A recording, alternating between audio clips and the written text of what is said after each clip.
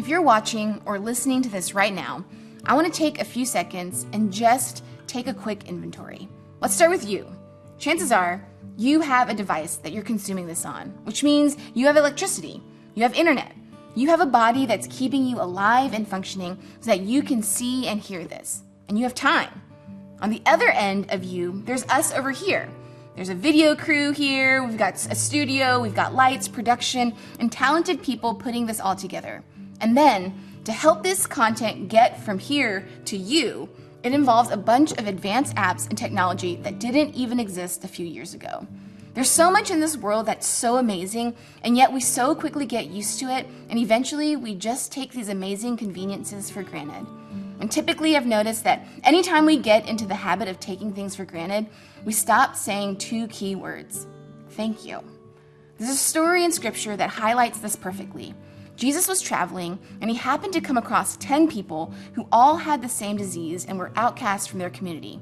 They were far away from him and screamed out to Jesus for some healing. Jesus healed all 10 of them from a distance, and then only one of them took the time to come over and say, thank you. What happened to the other 9? Well, Jesus apparently was wondering the same thing.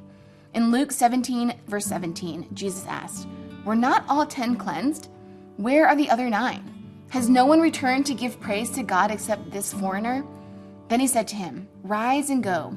Your faith has made you well. Here's a truth we can all be reminded of when it comes to gratitude. Unexpressed gratitude expresses ingratitude. In the story, 10 people were healed, and I'm sure all 10 people felt grateful, but only one of them actually took the time to express their gratitude. As for the 9 of them that felt grateful but didn't express their gratitude, to Jesus, it must have felt like they took him for granted, and that probably felt like a lot of ingratitude. But even though Jesus knew this would be the case, he freely healed them and loved them anyway.